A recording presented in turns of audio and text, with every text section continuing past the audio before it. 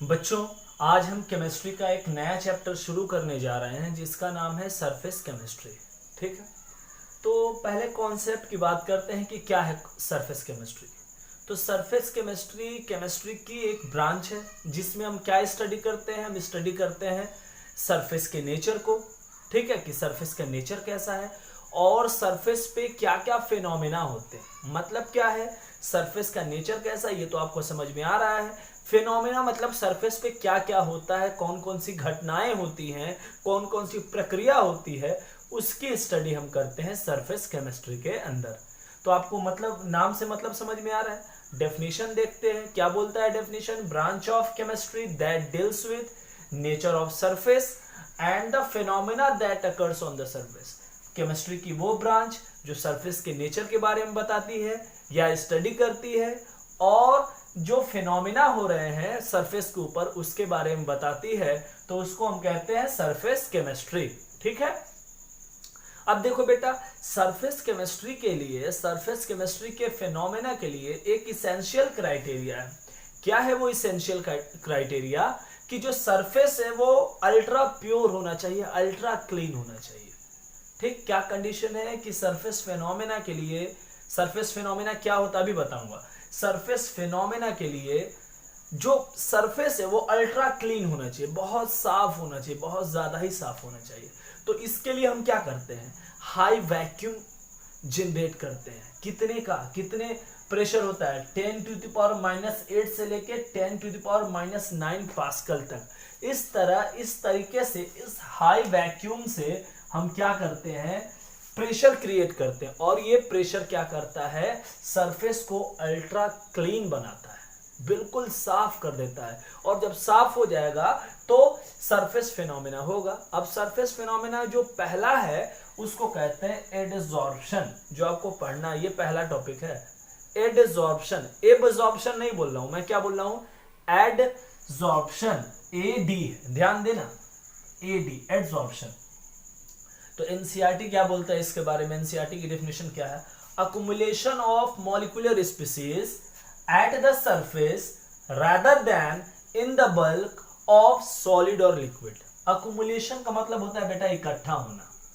Accumulation of molecular species कहां इकट्ठा होते हैं भाई, एट द सरफेस, कि rather than the bulk. Bulk का मतलब होता है पूरा। जैसे मान लो ये मार्कर है, तो ये मार्कर का सरफेस है। अब बल्क किसको कहेंगे, पूरे मार्कर को बल्क बोलेंगे। तो अकुमुलेशन ऑफ मॉलिक्यूलर स्पीसीज कहां पे, एट द सरफेस, सरफेस पे, रादर देन बल्क, पूरे में नहीं, सिर्फ सरफेस पे मॉलिक्यूल्स का अकुमुलेट होना कहलाता है एडसॉर्प्शन। सपोज जैसे मान लो ये हमारा व्हाइट बोर्ड है, यही इसका सरफेस है ना जो आप देख रहे हो। हमने क्या किया, इस पे ब्लैक इंक अकुमुलेट कर दिया, इकट्ठा कर दिया, तो इस प्रोसेस को क्या कहेंगे, एडसॉर्प्शन कहेंगे। क्यों कहेंगे, क्योंकि डेफिनेशन से टैली करो, अकुमुलेशन ऑफ मॉलिक्यूलर स्पीसीज, तो ये मॉलिक्यूलर स्पीसीज हो गया, एट द सरफेस, सरफेस पे हो गया, rather then in the bulk, ये अंदर तो जा नहीं रहा है, ये तो सरफेस पे ही है। तो ये क्या है बेटा, मैं बोर्ड पे लिख रहा हूं, कौन सा है प्रोसेस, एडसॉर्प्शन है। क्यों, क्योंकि ये सरफेस फिनोमेना है, अंदर नहीं जाएगा इंक। बात समझ में आ रही है। अब देखो, अब एडसॉर्प्शन आपने समझ लिया, इससे जुड़े कुछ टर्म्स हैं। जैसे देखो, मैंने बोला कि ये एक सरफेस है, ठीक, और ये इस पे पार्टिकल्स क्या हुए, अकुमुलेट हुए, लग गए, इससे आके मिल गए। तो क्या होगा, surface on which adsorption take place it called adsorbent. मतलब क्या, वो सरफेस जिस पर एडसॉर्प्शन होता है उसको कहते हैं एडसॉर्बेंट। बात समझ में आई कि नहीं। अब अगर मैं इस मार्कर से इस बोर्ड पे लिख रहा हूं तो एडसॉर्प्शन हो रहा है, तो जिस सरफेस पे हो रहा है तो उसको क्या कहेंगे, एडसॉर्बेंट। मतलब क्या है, बिल्कुल इजी लैंग्वेज में बोल रहा हूं, एडसॉर्प्शन जिस सरफेस पे होता है उसको कहते हैं एडसॉर्बेंट। ठीक, अब पार्टिकल विच आर गेटिंग एडसॉर्ब, और जो पार्टिकल उस पे एब्सॉर्ब होते हैं उसको कहते हैं एडसॉर्बेट। बात समझ में आ रही है दोनों में अंतर। ये सरफेस है, इस पे मैं ब्लैक से लिख रहा हूं, तो सरफेस जो है वो एडसॉर्बेंट है। बात समझ में आई। और ये जो इंक है, जो पार्टिकल इस पे लग रहे हैं वो क्या है, एडसॉर्बेट है। बात समझ में आई? फिर से एक बार सुनो, surface on which adsorption take place, वो सतह जिसपे एडजॉर्प्शन होता है उसको कहते हैं एडजॉर्बेंट, और जो सतह पे जाके चिपक जाता है उसको कहते हैं एडजॉर्बेट। ठीक, बात समझ? जैसे ये मान लो कोई सरफेस है, तो ये हमारा क्या है, एडजॉर्बेंट है, और ये पार्टिकल्स इस पे चिपक रहे हैं तो ये क्या है, एडजॉर्बेट है। ठीक है, अब देखो बेटा, जब भी एडजॉर्प्शन होगा तो सरफेस पे मॉलिक्यूल्स आके चिपकेंगे तो कॉन्सेंट्रेशन क्या होगा, सरफेस का इंक्रीज हो जाएगा। ठीक, concentration on the surface increases then on the bulk, या कह सकते हैं higher concentration on the surface then on the bulk. क्यों? क्योंकि एडजॉर्प्शन जो है वो सरफेस फिनोमेना है, मॉलिक्यूल अंदर तो जाते नहीं। बात समझ में आई आपको? चलो आगे बढ़ते हैं। अब देखो, जैसे मान लो तुम टेम्परेचर इंक्रीज करते हो, जैसे मान लो एक हमारे पास सिस्टम है, इसमें मॉलिक्यूल्स हैं बहुत सारे, अब आपने टेम्परेचर इंक्रीज किया, तो टेम्परेचर इंक्रीज करोगे तो काइनेटिक एनर्जी बढ़ेगी कि नहीं? काइनेटिक एनर्जी बढ़ेगी। काइनेटिक एनर्जी किसको कहते हैं? ये मेरे पास मार्कर है, मेरे हाथ पे है, इसके पास पोटेंशियल एनर्जी है, मैंने मोशन में इसको कर दिया, तो मोशन की वजह से जो एनर्जी प्रोड्यूस होती है उसको कहते हैं काइनेटिक एनर्जी। तो जैसे ही टेम्परेचर बढ़ाओगे काइनेटिक एनर्जी बढ़ेगी, और काइनेटिक एनर्जी बढ़ेगी तो मॉलिक्यूल जो इस पे चिपके हैं सतह पे वो निकल निकल के बाहर जाएंगे। बात समझ में आ रही है? टेम्परेचर आप बढ़ाओगे तो काइनेटिक एनर्जी बढ़ेगी, और काइनेटिक एनर्जी बढ़ेगी तो जो मॉलिक्यूल सतह पे चिपके हैं, एडसॉर्ब हुए हैं, वो निकलना शुरू हो जाएंगे। अब इस प्रोसेस को कहते हैं डिसॉर्प्शन। क्या कहते हैं? एडसॉर्प्शन का उल्टा होता है डिसॉर्प्शन। ठीक, तो क्या बोला, लिखा मैंने, reverse process of adsorption is called desorption. क्यों हो रहा है ऐसा? टेम्परेचर बढ़ रहा है, काइनेटिक एनर्जी बढ़ रही है, मॉलिक्यूल सरफेस को छोड़ना शुरू कर दे रहे हैं, इस प्रोसेस को कहते हैं डिसॉर्प्शन। अब देखो बेटा, अगला है सॉर्प्शन। सॉर्प्शन बोलो या सॉर्प्शन बोलो। सॉर्प्शन क्या होता है? जब एडसॉर्प्शन और एब्जॉर्प्शन दोनों होता है। एडसॉर्प्शन तो आप समझ गए, एब्जॉर्प्शन का मतलब क्या होता है? जलेबी है, जैसे जलेबी है, जलेबी को चीनी के शीरे में डालते हो तो सरफेस के ऊपर, जलेबी के सरफेस के ऊपर भी चीनी रहता है और अंदर भी चला जाता है, तो इसको क्या कहते हैं? एब्जॉर्प्शन। सामान्य बोलचाल की भाषा में कहते हैं सोखना। इसमें अंदर लेता है, इसमें अंदर लेता नहीं, सिर्फ सरफेस पे होता है। मैं बोर्ड पे लिख रहा हूं एडसॉर्प्शन हो रहा है, ठीक, लेकिन अगर मैं शीरे के अंदर जलेबी को डाल दूं, ठीक, तो वो क्या होगा? एब्जॉर्प्शन होगा। ठीक है, तो जैसे मान लो को ये मेरा शर्ट है, व्हाइट है, इसको मैं ब्लू कराना चाह रहा हूं, तो सरफेस पे भी रंग लगेगा और अंदर भी रंग जाएगा, तो डाइंग ऑफ क्लॉथ क्या है? एब्जॉर्प्शन है। बात समझ में आई कि नहीं आई? अब देखो, एप्लीकेशन ऑफ एडसॉर्प्शन। एप्लीकेशन का मतलब क्या समझते हो? एप्लीकेशन का मतलब होता है उपयोग, यूजेस। अब चारकोल मास्क, चारकोल मास्क क्या होता है? देखो, कोल माइनर्स जो होते हैं ना, कोयले की खान वगैरह में काम करते हैं, तो उसके नीचे बहुत सारी जहरीली गैस होती है, तो वो चारकोल मास्क का उपयोग करते हैं। तो चारकोल मास्क क्या करता है? उन जहरीली गैस को एडसॉर्ब कर लेता है, एडसॉर्ब कर लेगा और लंग्स में जाने नहीं देता। जब लंग्स में जाने नहीं देगा तो क्या करेगा? उससे जो माइनर्स हैं, जो लेबर्स हैं, वो सेफ रहेंगे। उसके बाद डाई, डाई का मतलब क्या होता है? कलर करना। तो जब डाई होता है तो तुम देखोगे बहुत लोग अगर डाई कराते हैं, जैसे कोई कपड़ा है तो उसमें लम्स बन जाते हैं, धब्बा बन जाता है, ठीक, तो इन लम्स को दूर करने के लिए क्या कहते हैं? एनिमल चारकोल डाल देते। तो वो क्या करता है? इन लम्स को अपने ऊपर एडसॉर्ब कर लेता है, और एडसॉर्ब कर लेगा तो क्या होगा? यूनिफॉर्म कलर आ जाएगा। कलर जो कराओगे आप क्लॉथ, वो यूनिफॉर्म हो जाएगा। अगला क्या है बेटा? शुगर। शुगर जो होता है, शुगर केन से बनता है, एक्चुअल कलर येलो होता है, तो येलो कलर जो होता है, लेकिन हमारे घर में जो शुगर आता है वो व्हाइट होता है एक्चुअल येलो में, व्हाइट कैसे हो जाता है? तो जो येलोइश मटेरियल है वो क्या करते हैं? एनिमल चारकोल डाल देते हैं तो उसको एडसॉर्ब कर लेता है। तो ये सब क्या है? एप्लीकेशन है एडसॉर्प्शन के। बात समझ में आई? Charcoal mask coal miners use करते हैं ताकि जहरीली गैस को एडसॉर्ब कर ले। डाई में हम क्या करते हैं? लम्स, लम्स मतलब धब्बा समझ लो, उसको दूर करता है। शुगर में येलो कलर को एडसॉर्ब करना। ये सारे क्या है? एप्लीकेशंस हैं। अब देखो, अगर हम बात करें एडसॉर्प्शन की और एब्जॉर्प्शन की, तो बेटा ये सरफेस फिनोमेना है, सरफेस पे होता है। इसमें क्या हो रहा है कि मॉलिक्यूल जो है क्या है, अंदर भी जाते हैं। रसगुल्ला है, मान लो रसगुल्ले को शीरे में डालोगे तो रसगुल्ले के ऊपर भी चीनी लगा होता है और अंदर भी रहता है।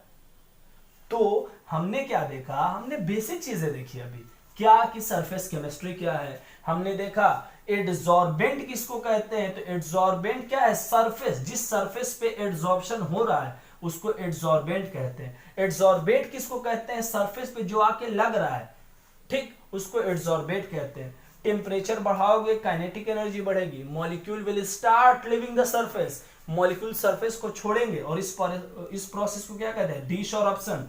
ये क्या होता है, एडसॉर्प्शन का रिवर्स प्रोसेस होता है।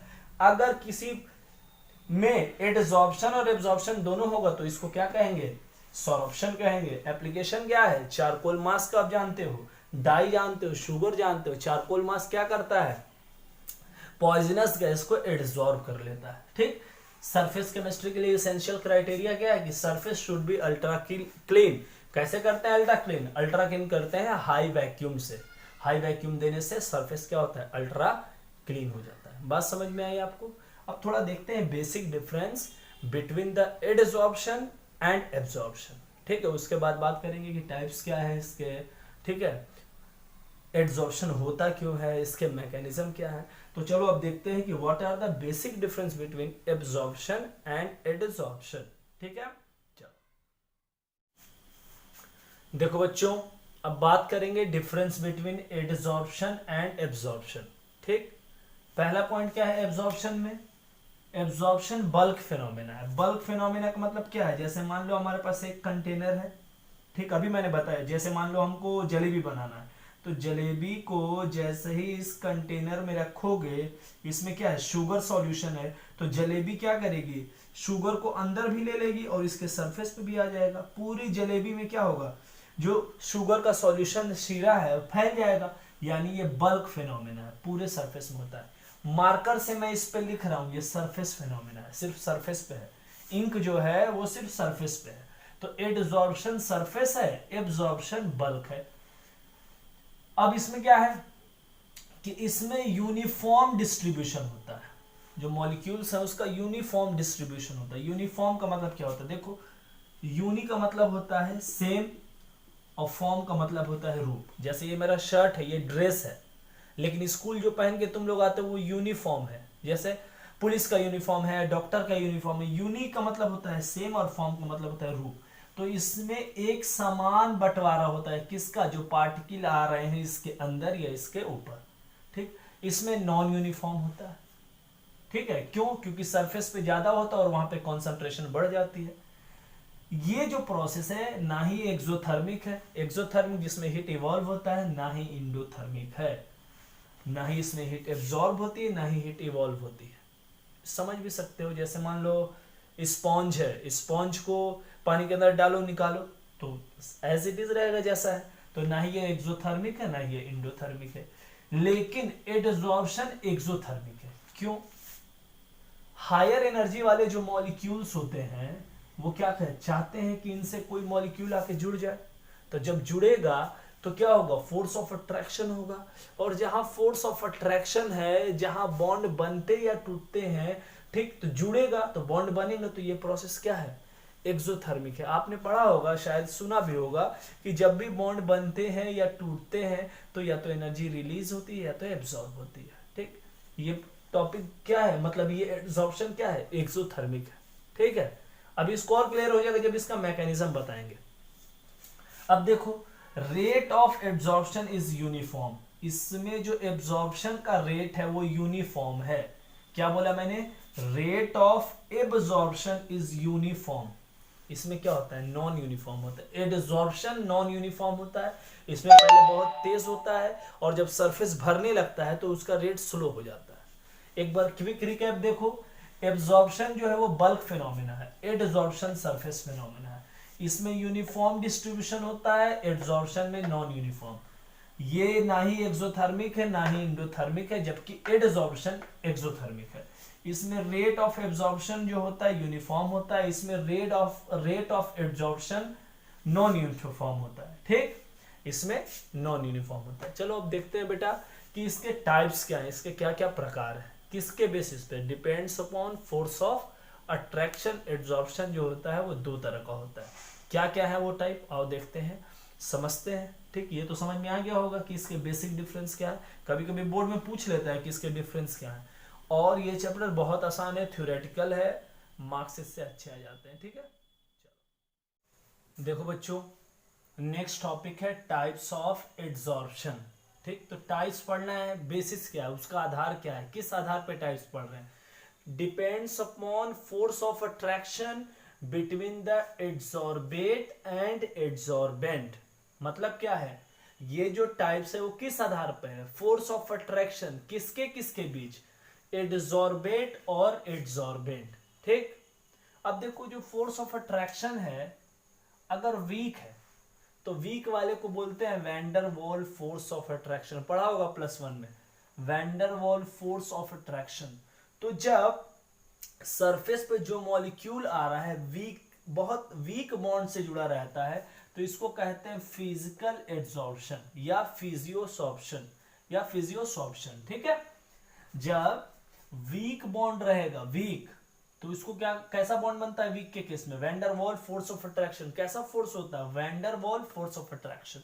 और ये कैसा एड्सॉर्प्शन होता है? तो फिजिकल एड्सॉर्प्शन। और ऐसे एड्सॉर्प्शन को कहते हैं फिजियोसॉर्प्शन। ठीक, अब दूसरा केस क्या है बेटा, अगर कोई किसी से जुड़ेगा तो या तो स्ट्रॉन्ग बॉन्ड बनाएगा या तो वीक बनाएगा। तो स्ट्रॉन्ग जब बनाता है तो वो कौन सा बॉन्ड बनाता है? Covalent bond. कोवैलेंट बॉन्ड, ठीक है, शेयरिंग होता है। ठीक, कोवैलेंट बॉन्ड बनाता है। तो कोवैलेंट बॉन्ड में क्या कहते हैं? इसको कहते हैं केमिकल एड्सॉर्प्शन। ठीक, केमिकल एड्सॉर्प्शन।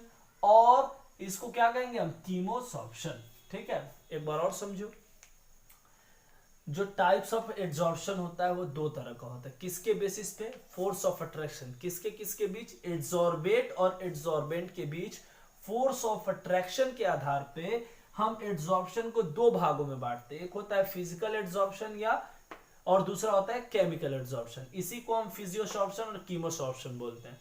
सपोज करो कि फोर्स ऑफ अट्रैक्शन है, जैसे मान लो ये सरफेस व्हाइट बोर्ड और इस इंक के बीच फोर्स ऑफ अट्रैक्शन है, तो दो फिनोमेना हो सकते हैं, या तो वीक हो या तो स्ट्रांग हो।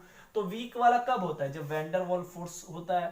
ठीक, और जब वैन डर वाल फोर्स होता है तो ऐसे एड्सॉर्प्शन को बोलते हैं फिजिकल एड्सॉर्प्शन। और फिजिकल एड्सॉर्प्शन को हम किस नाम से जानते हैं? फिजियोसॉर्प्शन से जानते हैं। दूसरा क्या होता है? स्ट्रॉन्ग बॉन्ड बन सकता है। तो स्ट्रॉन्ग बॉन्ड कौन से केस में बनेगा? जब कोवैलेंट बॉन्ड हो। अब इसको क्या कहते हैं? Chemical adsorption. और केमिकल एड्सॉर्प्शन को किस नाम से जानते हैं? कीमोसॉर्प्शन के नाम से जानते हैं। एग्जाम में एक और चीज आता है, what are the difference between physisorption and chemisorption, या फिजिकल एड्सॉर्प्शन और केमिकल एड्सॉर्प्शन में क्या डिफरेंस है? तो देखो, पहला जो फिजिकल एड्सॉर्प्शन है, ठीक है, फिजिकल एड्सॉर्प्शन है वो रिवर्सिबल है। रिवर्सिबल मतलब समझते हो कि जो चीज सरफेस पे जाएगी वही चीज वापस आएगी। जैसे मान लो ये इंक चिपक गया तो इंक ही बाहर आएगा। लेकिन केमिकल एड्सॉर्प्शन जो है वो इरिवर्सिबल है। एग्जांपल देखो, जैसे मान लो हमारे पास ग्रेफाइट है, तो ग्रेफाइट कार्बन का एलोट्रॉप्स होता है, जाना है, आपने 10th में पढ़ा होगा। अब ग्रेफाइट पे ऑक्सीजन अगर आता है तो जब ये कार्बन और ऑक्सीजन जब आपस में मिलेगा तो क्या बनाएगा? कार्बन मोनोऑक्साइड, क्योंकि जब इनसफिशिएंट ऑक्सीजन होता है तो कार्बन मोनोऑक्साइड बनता है, और सफिशिएंट रहेगा तो कार्बन डाइऑक्साइड बनेगा। तो हमने बोला कि कार्बन मोनोऑक्साइड बन गया। अब इस कार्बन मोनोऑक्साइड को अगर मान लो तुमने टेम्परेचर बहुत रेस कर दिया, अगर मान लो ये इस सरफेस को छोड़ना भी चाहे तो अब ऑक्सीजन के फॉर्म में नहीं छोड़ेगा, अब किस फॉर्म में छोड़ेगा? कार्बन मोनोऑक्साइड के। तो जिस रूप में इसमें आया था वो अब इसका रूप बदल गया, अभी ये इस वाले फॉर्म में वापस नहीं आ रहा है, इसीलिए इसको क्या कहते हैं? इरिवर्सिबल बोलते हैं। ठीक, अब देखो, ये जो फिजिकल एड्सॉर्प्शन होता है वो स्पेसिफिक नहीं होता। स्पेसिफिक मतलब क्या समझते हो? किसी पर्टिकुलर के लिए नहीं होता। और ये क्या होता है? स्पेसिफिक होता है। पहला। दूसरा देखो, जो फिजिकल एड्सॉर्प्शन होता है वो यूनिलेयर होता है। यूनि का मतलब होता है वन, यूनिलेयर। लेकिन केमिकल एड्सॉर्प्शन मल्टी लेयर होता है, जिसमें बॉन्ड पे बॉन्ड बनते जाते हैं। ठीक, उसके बाद देखो, ये जो होता है हमारा कीमोसॉर्प्शन या कह सकते हैं केमिकल एड्सॉर्प्शन, ये ऑल टेम्परेचर पे होता है, सभी टेम्परेचर पे। ये सिर्फ किस पे होता है? लो टेम्परेचर पे होता है। ठीक, इसमें एनर्जी बहुत कम रिलीज होती है, 20 to 40 किलो जूल पर मोल। इसमें एनर्जी रिलीज होती है 40 to 200 किलो जूल पर मोल। ठीक है, तो ये बेसिक डिफरेंस है जो आना चाहिए। एक बार और समझ लो कि ये क्या होता है, जो फिजिकल एब्जॉर्प्शन होता है वो रिवर्सेबल होता है, ये इरिवर्सेबल होता है। ये लो टेम्परेचर पे होता है, ये सारे टेम्परेचर पे होता है। ये स्पेसिफिक नहीं होता, ये स्पेसिफिक होता है। ये यूनिलेयर होता है, ये मल्टी लेयर होता है। इसमें कम एनर्जी रिलीज होती है, इसमें ज्यादा एनर्जी रिलीज होती है। कम कितनी होती है फिजिकल वाले में, 20 to 40 किलो जूल पर मोल, इसमें 40 to 200 किलो जूल पर मोल। ठीक है, तो ये बेसिक डिफरेंस है। अब देखो अगला टॉपिक आ रहा है मैकेनिज्म। मैकेनिज्म का मतलब क्या होता है, कैसे होता है। मैकेनिज्म का मतलब होता है कैसे होता है, या ये कह सकते हैं क्यों होता है। तो कौन क्यों होता है, तो एड्सॉर्प्शन क्यों होता है। ठीक, अब इसको समझो। देखो हमारे पास दो मॉलिक्यूल है, एक पानी के अंदर, जैसे मान लो हमने पानी लिया, ये एक मॉलिक्यूल को हमने सेलेक्ट किया, इसका नाम ए है। ठीक, तो पानी के अंदर पानी के और भी मॉलिक्यूल होंगे ना, तो इस पे चारों तरफ फोर्स लगेगा, तो इक्वल एंड अपोजिट फोर्स होगा, तो इसको क्या कहेंगे, बैलेंस फोर्स। तो जैसे मान लो कि ये मार्कर है, इस पे 20 न्यूटन का फोर्स इधर लग रहा है, 20 न्यूटन का इधर लग रहा है, तो अपनी जगह पे बैलेंस रहेगा ना। तो बैलेंस है तो हिलेगा नहीं, तो हिलेगा नहीं तो स्टेबल है। तो जो चीज जितनी ज्यादा स्टेबल होती है एनर्जी उतनी कम होती है। मैंने बताया है बहुत बार कि स्टेबिलिटी बढ़ेगी तो एनर्जी कम होगी। जैसे ये वॉल है, स्टेबल है, तो अब इसको आप मूव नहीं करा पाओगे। अब क्यों, क्योंकि इतना स्टेबल है, अब आप इसमें काइनेटिक एनर्जी प्रोड्यूस नहीं कर सकते। तो कोई भी चीज अगर स्टेबिलिटी बढ़ती है तो काइनेटिक वो एनर्जी क्या होती है, घटती है। तो अब देखो, लेकिन क्या है, ऊपर का जो मॉलिक्यूल है ये हमेशा स्ट्रेस में रहेगा। ऊपर तो कोई फोर्स लग नहीं रहा है, नीचे ये तीन साइड से फोर्स लग रहा है, तो इस पे कैसा फोर्स है, अनबैलेंस फोर्स है।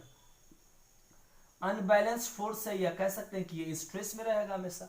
तो अनबैलेंस फोर्स है तो ये अनस्टेबल है। तो कोई भी चीज अनस्टेबल है तो वो स्टेबल होना चाहेगा।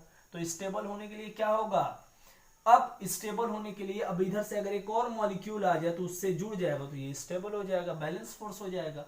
तो एड्सॉर्प्शन क्यों होता है, अनबैलेंस को बैलेंस बनाने के लिए। अगर कॉन्सेप्ट की बात करूं तो यही मेन कॉन्सेप्ट, किताब में तो बहुत लंबी चौड़ी थ्योरी लिखी है, लेकिन अगर कॉन्सेप्ट की बात करो बेटा, तो मैं कहूंगा एड्सॉर्प्शन इसलिए होता है ताकि अनबैलेंस फोर्स को बैलेंस बना ले और इस तरह वो अपने आप को स्टेबल कर ले।